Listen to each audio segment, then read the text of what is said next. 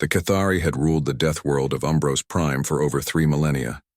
Standing 12 feet tall with obsidian carapaces and razor-sharp mandibles that could slice through titanium, they were evolution's perfect predators. Their compound, eyes tracked movement across 17 different spectrums, and their neural processors could calculate kill trajectories faster than most species could blink.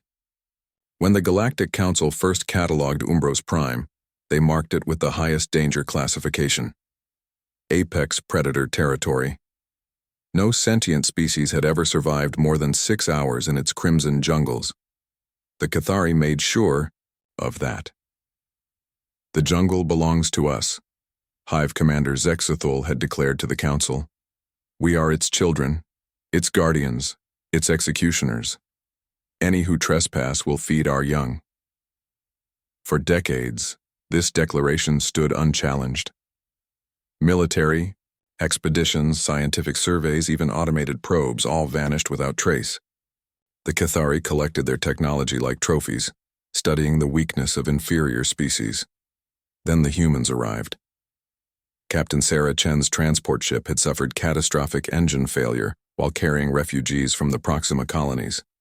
With life support failing and no other option, she'd ordered an emergency landing on the nearest world, Umbros Prime. The landing had been brutal. Of the 200 souls aboard, only Chen survived the crash, thrown clear when the ship's hull split apart like a broken egg. She awoke to the sound of metal cooling and the distant screech of something massive moving through the canopy above. Zexthul received word of the crash within hours. He dispatched a hunting pack of his finest warriors, expecting to collect another easy trophy. What they found at the crash site puzzled them. The wreckage was extensive, the casualties significant, but there was evidence of a survivor. Tracks led into the deep jungle, tracks of a bipedal creature, small and seemingly fragile. "One survivor," reported Sub-Commander Veltar over the Hive link. "A tiny thing. It bleeds red and moves clumsily. Should we pursue?" "Let it run." Zexthul clicked his mandibles in amusement. "The jungle will claim it by nightfall. We have more important matters." But nightfall came and went. Then another day. Then a week. Chen had not been idle. The crash had destroyed her equipment, but her mind remained sharp. She was a former colonial marine, trained in survival on hostile worlds. More importantly, she was human, a species that had clawed its way to the stars not through superior strength or speed, but through adaptability and sheer bloody-minded persistence. She learned the jungle's rhythms, identified which fruits were safe and which streams weren't contaminated by the local flora's toxins. She fashioned tools from crashed hull fragments and made fire using salvaged electronics. When the acid rains came, she built shelter. When the night stalkers prowled, she climbed. The Cathari began to take notice when their prey animals started disappearing. Someone was setting traps with sophisticated trigger mechanisms. Someone was systematically hunting their food sources. "Impossible," Veltar reported to his commander. "The alien still lives. It has adapted. It shows intelligence." "All prey shows cunning before the end," Zexthul replied, but uncertainty crept into his mental emanations. "Dispatch a full hunting party. End this anomaly."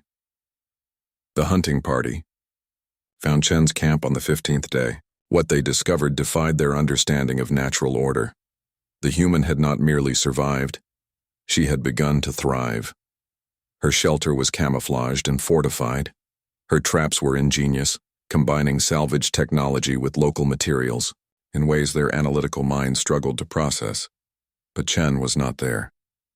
She struck at dawn when the Cathari hunters were least active. The first warrior fell to a spear crafted from ship metal and hardened with fire, thrust precisely through a gap in his carapace armor. The second died when his own weapon was turned against him, the human somehow anticipating his attack pattern and redirecting his momentum. The surviving hunters fled, carrying news that would shake the hive to its foundations.